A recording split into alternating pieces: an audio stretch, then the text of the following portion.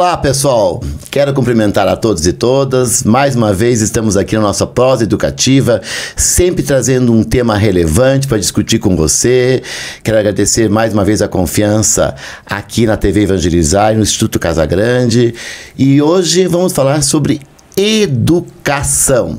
E tenho um convidado muito especial, uma autoridade. Tenho aqui a honra de receber hoje o secretário de Educação do município de Curitiba, o Jean-Pierre Neto. Oi, Jean, tudo bom? Bom dia, professor Renato, tudo bem? Prazer enorme estar aqui participando desse podcast com vocês, falando desse assunto tão relevante para a nossa sociedade e que nós amamos, não é verdade?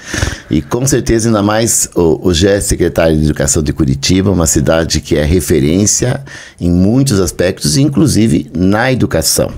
Então, quer dizer que é uma honra recebê-lo aqui.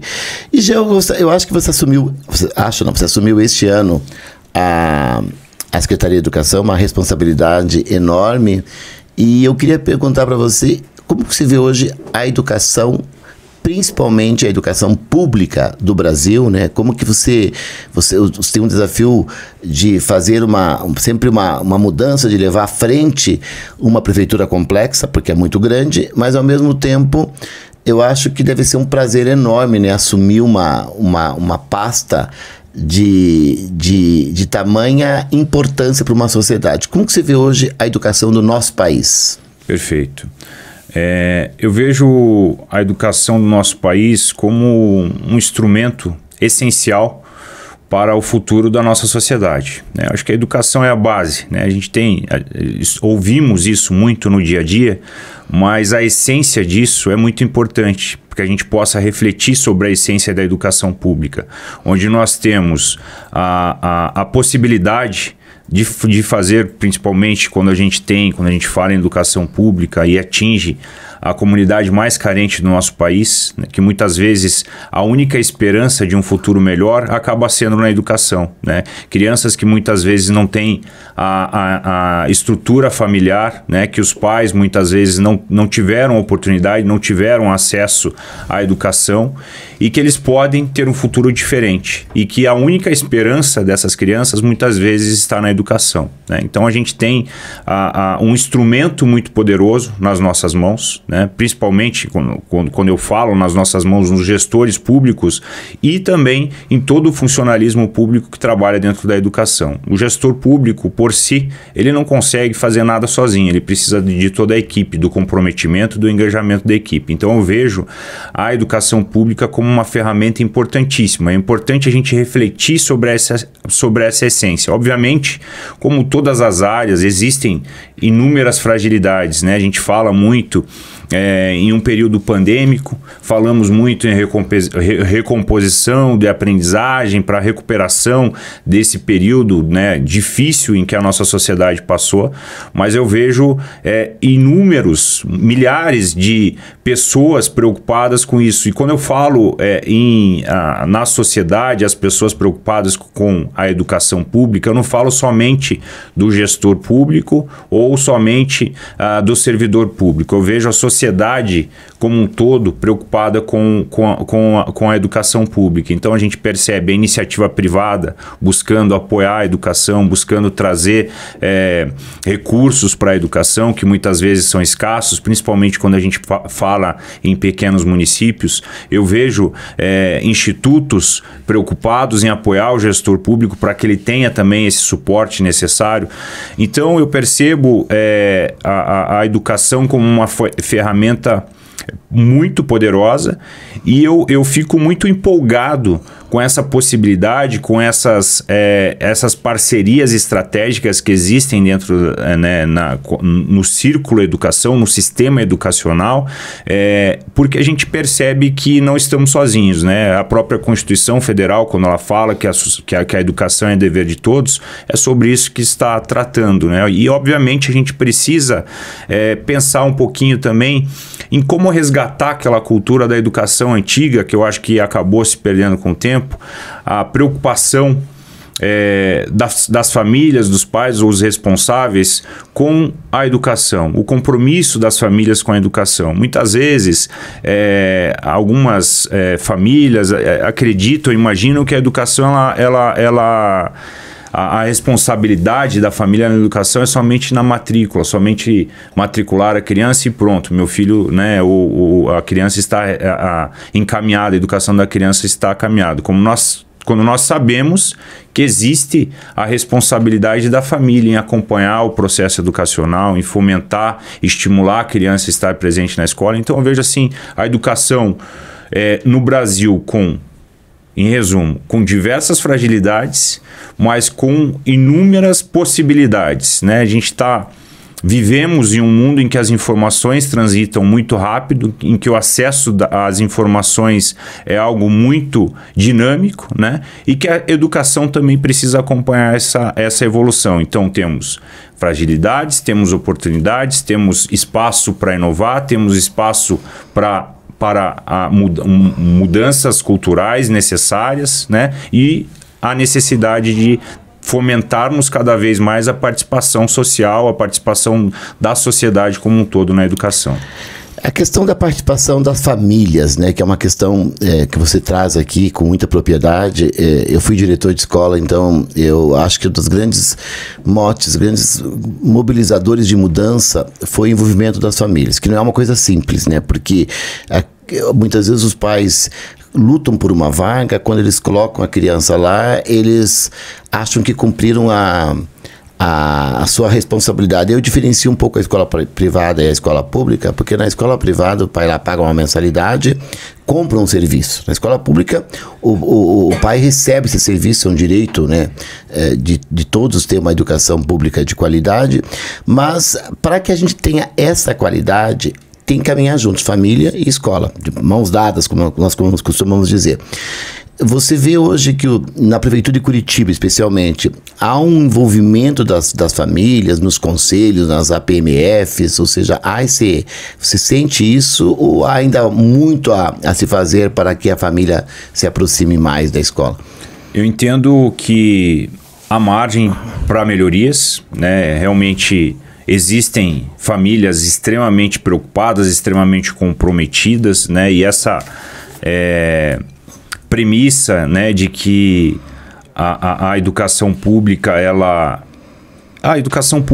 é paga pela sociedade, né? Então existe um serviço prestado, né? E eu entendo que o serviço ele precisa ter a qualidade também. E eu acho que existe uma margem muito grande para que a gente traga melhorias, né? Eu entendo que a gente precisa conversar mais com os pais ou responsáveis justamente para mudar essa cultura de que a responsabilidade da educação é do poder público, né? Uma vez que a participação da família, como bem colocado, nas comunidades escolares, nas APMs, é de extrema relevância para que a gente possa ter uma educação pública de qualidade. E tem pontos que são muito simples, como, por exemplo, a frequência, né? Que muitas vezes a frequência ela não depende somente da criança. Não é uma vontade exclusiva da criança, não é um ato ou uma ação da administração pública, mas muitas vezes a presença ela depende do pai ou responsável, né? Eu costumo dizer que todos nós temos dias ruins, que estamos indispostos, né? Que não estamos muito bem, e a criança é da mesma forma. Muitas vezes ela acorda, não quer ir para a aula, e a participação da família nesse processo para fomentar a frequência é extremamente importante. No processo educativo, por exemplo, o acompanhamento da família nas atividades diárias da criança, na lição de casa, algo extremamente simples. Muitas vezes a gente pensa, as famílias, os pais, né?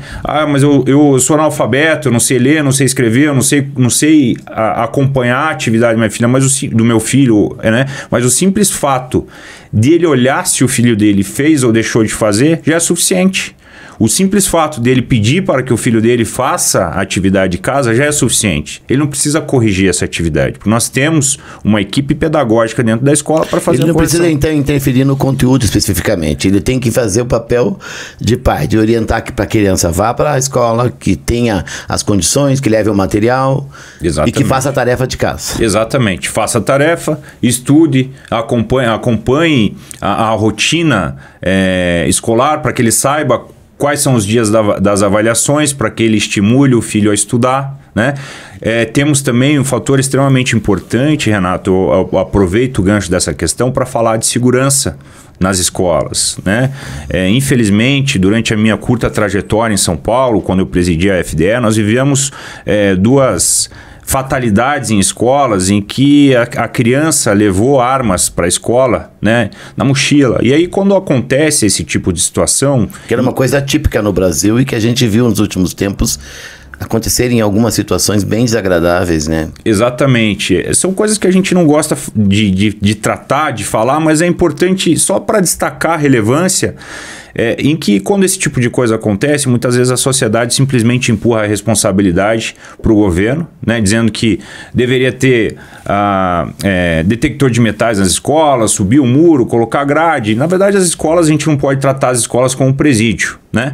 E a simples diligência do pai de olhar a mochila do filho ou de acompanhar eventualmente um comportamento anormal dele poderia ter evitado esse tipo de situação. Obviamente, eu não estou tirando a responsabilidade do governo sobre a segurança, né, e o zelo dentro das unidades escolares, mas como eu volto, né, na coparticipação da sociedade. Então, o simples fato do pai acompanhar a criança, de olhar a mochila, de ajudar a criança a fazer a mochila, né, o material que ele está levando para a aula, olhar os cadernos para ver se ele realmente está fazendo as atividades. Então, são coisas extremamente simples. Obviamente, a administração pública sempre vai estar à disposição para dialogar com o pai, fornecer o apoio psicológico, se assim for necessário, acompanhar a criança, o apoio pedagógico, mas existe, assim, essa necessidade da sociedade, dos pais, os responsáveis e a administração pública andarem de mãos dadas, né? É óbvio, a performance da criança, o futuro da criança depende do desempenho escolar dela. Isso vai impactar no futuro dela. E quanto mais ela performar, melhor vai ser o futuro dela, mais fácil vai ser o futuro dela. Então, essa é a importância. É importante a gente alertar os pais ou responsáveis, trazer isso. Aproveitar e dar um recado para os pais. Tem muitos pais que nos assistem aqui, né? Exato. Então, aproveito sim a oportunidade, Renato, muito bem colocado, e mais uma vez agradeço pelo espaço para que nós tenhamos estejamos mais próximos ainda da sociedade, para que a gente traga esse recado para os pais. Pais, o processo educativo, ele não acontece somente na escola. O processo educativo, ele precisa do apoio, do seu apoio, do acompanhamento da criança, do acompanhamento das rotinas escolares, para que o seu filho possa performar cada vez mais e ter um futuro cada vez melhor. Bacana, já eu acho que sempre que um líder como você fala isso, eu acho que tem um peso maior, porque às vezes o professor fala, mas aí tem um secretário de educação falando, um secretário que hoje tem quantas escolas sob sua responsabilidade hoje em Curitiba? São 186 escolas e aproximadamente 200 creches. Quantos alunos? 140 mil alunos aproximadamente. 140 mil alunos. E Jean, nesse desafio que você assumiu, que se for considerar assim, o maior desafio que hoje a educação de Curitiba tem. A educação pública de Curitiba tem, quando você assumiu, acho que você deve ter lá mapeado, né? São vários, mas ou não sei se consegue definir o maior, mas pelo menos os principais desafios que você assumiu e que você colocou. Isso aqui eu vou resolver. Perfeito. São alguns desafios, né? A gente precisa reconhecer as nossas fragilidades e trabalhar nesses desafios. Desafios como recomposição da aprendizagem. Ainda da pandemia, nós temos... É interessante, porque o pessoal que às vezes não está na educação, na escola, acha que a pandemia passou. Na educação não passou, né? As sequelas estão aí ainda, porque a criança foi pro 5º, pro 6º ano, 7º ano com problemas, com defasagens, né? Lá da série que ela teve o ensino remoto. Exatamente. É isso, né? Exatamente. afluência leitora, por exemplo, né, que a gente tem a idade ideal ali a partir do 2º ano. Você veja, se existe o prejuízo na afluência leitora, obviamente todo o processo pedagógico ele fica comprometido, né? Então a recomposição da aprendizagem eu acho que é um dos grandes desafios, não somente na educação de Curitiba, mas na educação mundial. Pública e privada mundial, né?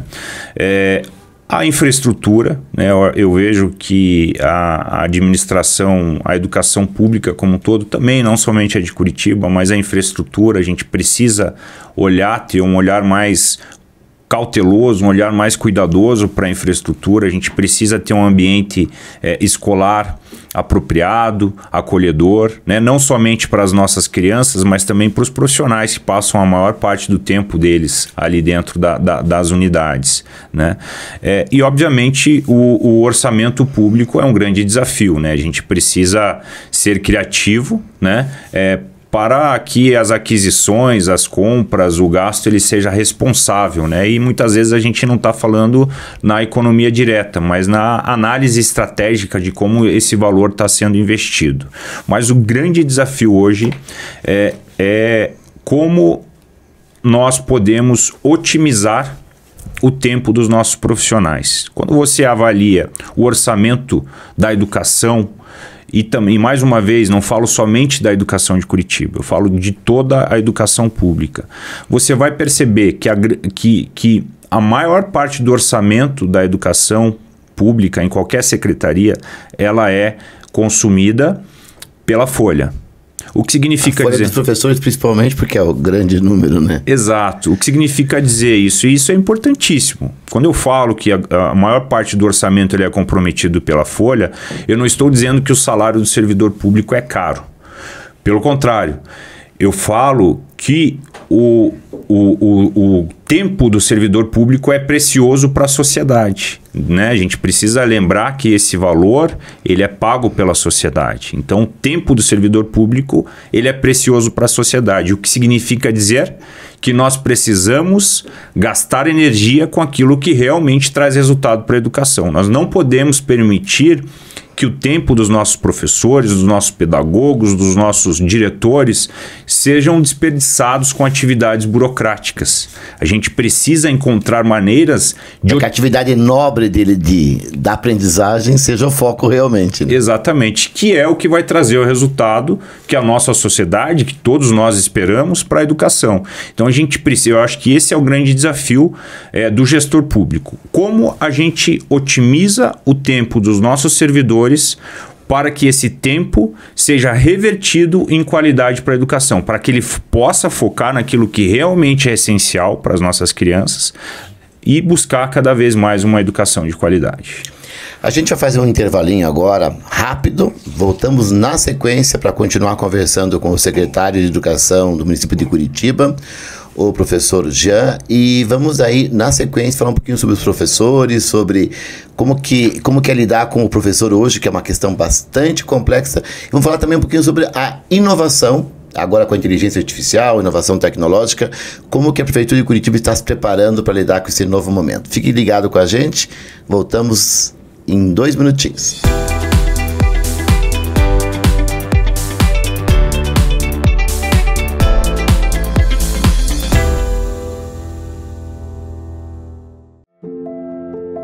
Tudo começou com 2 irmãos e um sonho. Um sonho nascido dentro de casa, crescido entre livros e olhares de esperança, cultivado por sua mãe, a professora Amélia Casagrande, que semeou nos filhos o amor pela educação e o desejo de transformar o mundo por meio dela. Com o tempo, esse sonho se transformou em missão: transformar a educação brasileira, uma vida de cada vez. Hoje, o Instituto Casagrande está presente em cada canto do Brasil e do mundo. Na tela de quem aprende, na fala de quem ensina, no coração de quem acredita.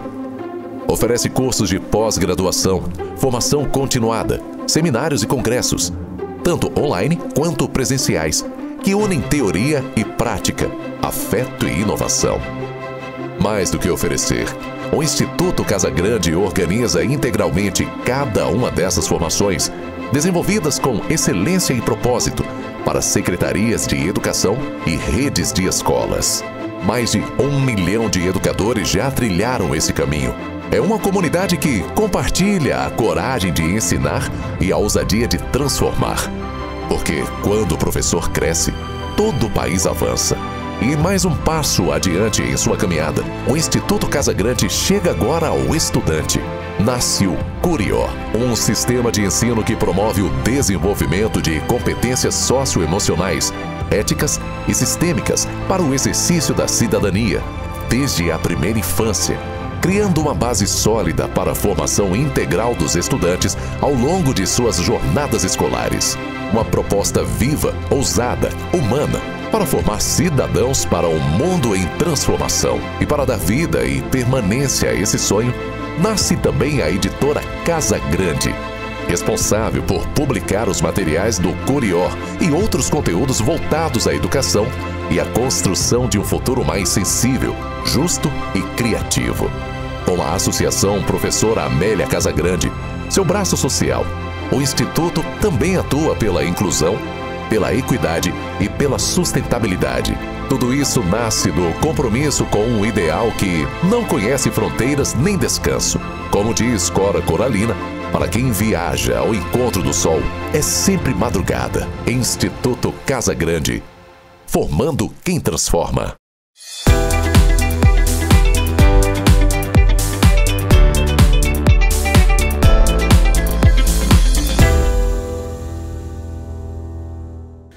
E voltamos aqui para o nosso papo com o secretário de Educação de Curitiba, Jean-Pierre Neto, hoje falando sobre a educação como um todo e também a educação do município de Curitiba, que é uma das referências no Brasil.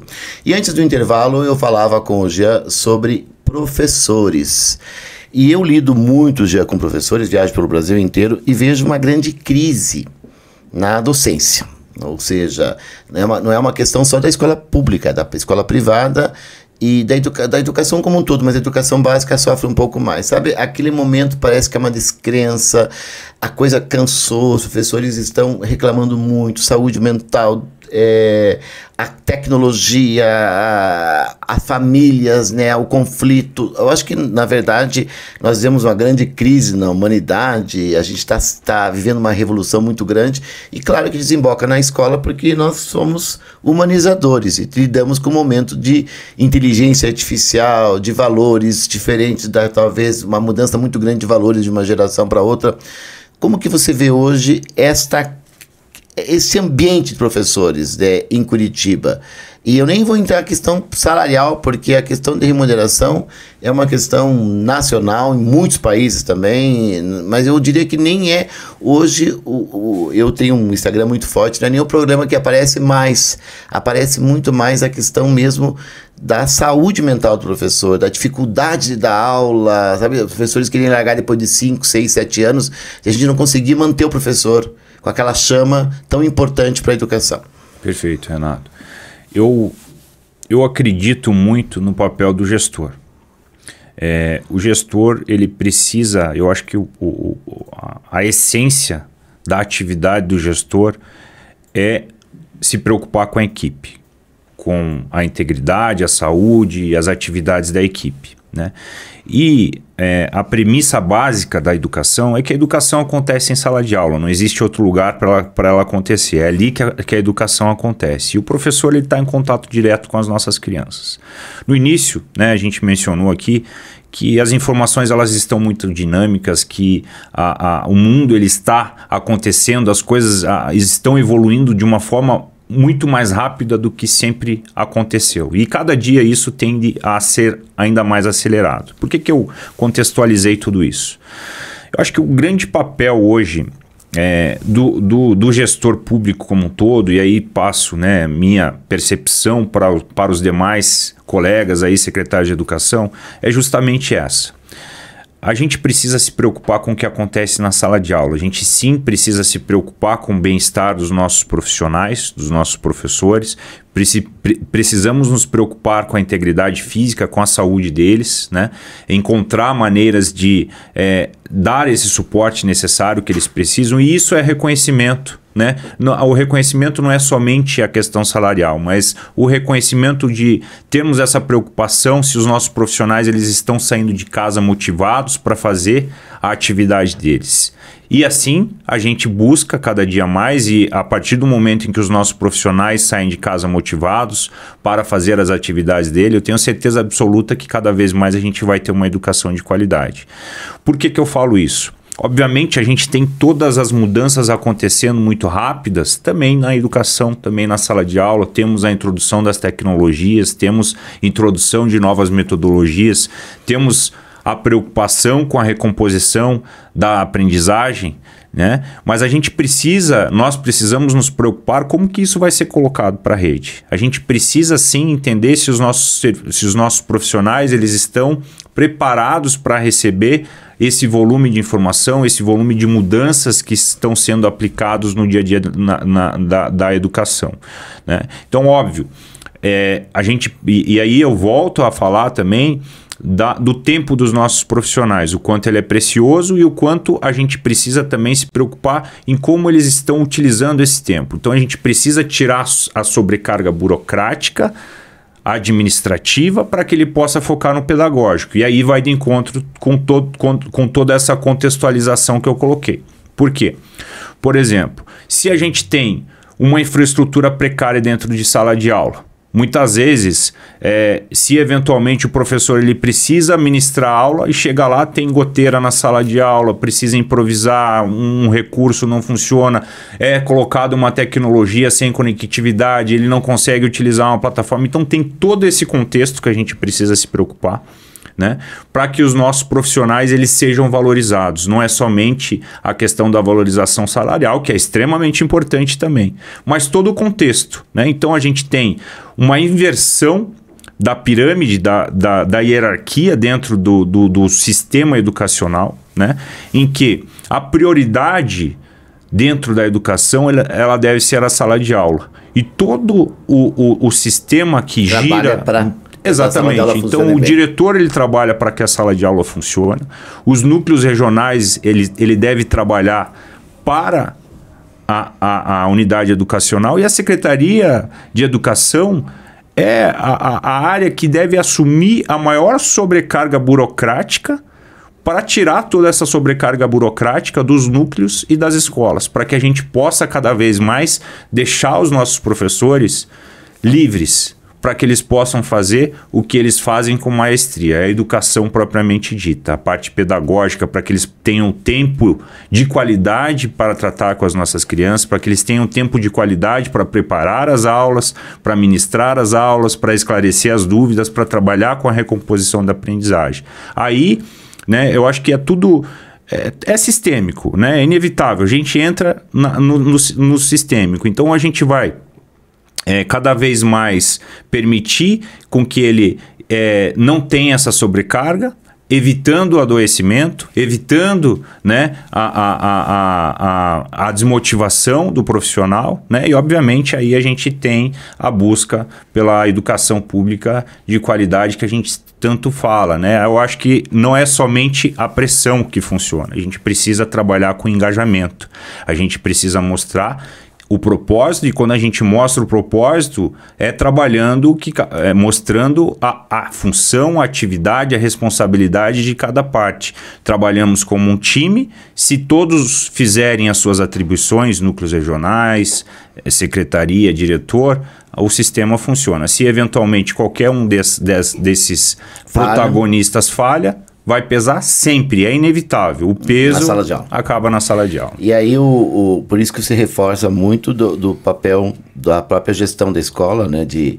Porque um bom gestor preparado, uma secretaria, na verdade, que trabalhe bem essa burocracia, que alivia para o professor, eu acho que com certeza é um caminho para aliviar essa tensão que a gente vive hoje. A tecnologia, neste caso, ela tem ajudado? Como que você vê esse momento de inovação tecnológica que a gente vive agora, a chegada da inteligência artificial, que para muitos é uma alegria, para outros é um temor, né? Porque ao mesmo tempo que alguns comemoram, outros estão preocupados com a própria questão da sobrevivência do professor. O professor vai ser necessário, não vai ser necessário. A gente já começou a ver, por exemplo, na China, robôs ocupando espaços. Eu discuti esses dias, eu estava numa reunião da Federação Nacional das Escolas Particulares, nós discutíamos sobre modelos de aulas de reforço utilizando já robôs, ou a gente quando fala do robô, você imagina aquele bonequinho, né, metálico, mas não é só isso, é no sentido de você utilizar, às vezes, estruturas tecnológicas que possam eventualmente ajudar, não digo nunca substituir o professor, mas ajudar naquilo que, às vezes até em casa do aluno, quando o pai não tem condições, e ele tem um suporte, um chat, alguma coisa assim. Como que você vê essa entrada dessa revolução tecnológica hoje na escola, principalmente a inteligência artificial? Perfeito. Eu vejo a tecnologia como essencial, né? Acho que a gente pode voltar 4 anos atrás, época de pandemia, e aí a gente vai perceber o quanto a tecnologia foi positiva na educação, quanto ela fez a diferença, né, permitindo que... Até porque sem ela a gente não teria nem tido o ensino remoto praticamente. Exatamente, permitindo que nós acessássemos as famílias mais remotas, mais distantes, que não era possível estar presente. Então, assim, e aí, outro ponto no que diz respeito à tecnologia, a minha percepção é que a tecnologia ela jamais vai substituir o ser humano. Né?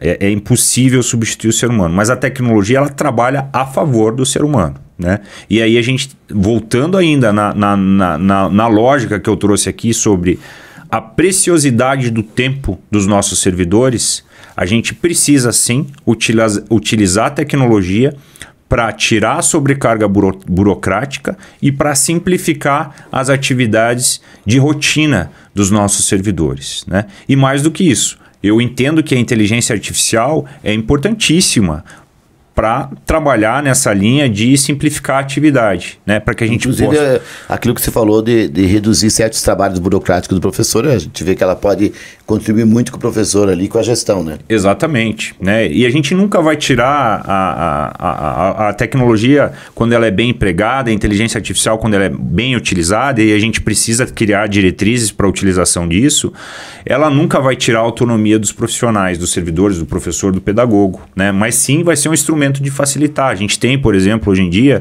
né, tecnologias que fazem a correção de redação, por exemplo, com inteligência artificial. E, obviamente, você imagina o quanto isso simplifica, o quanto isso otimiza o tempo dos nossos servidores, em que ele pode revisitar esses tópicos de correção e trazer ali a decisão dele sobre assertividade ou não. Dele mais diretas. Né? Exatamente, a visão estratégica, né, sobre o tema e o sentimento, a empatia que na educação a gente tem tanto, essa proximidade do professor com o aluno é o que realmente faz a diferença na educação. Então, a tecnologia ela não vai substituir o ser humano, pelo menos não tão cedo, eu não consigo visualizar isso, né? E na educação muito menos, né?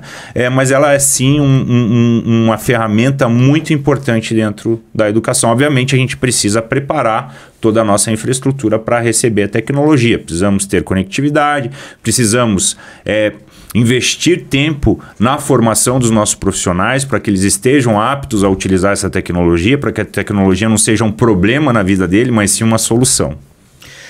Já, adorei o papo, mas infelizmente nosso tempo já chegou ao fim. A gente sabe como que é televisão, essas mídias, é tudo muito rápido.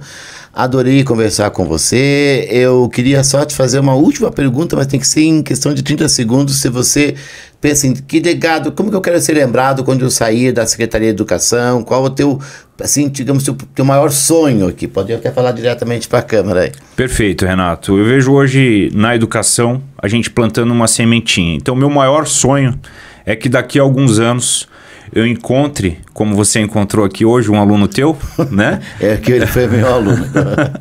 Eu encontre a sociedade de Curitiba e eu possa encontrar profissionais extremamente bem-sucedidos, pessoas que fazem a diferença na nossa sociedade e que sejam frutos da educação do nosso município. Eu acho que esse é o grande legado que a educação pode deixar.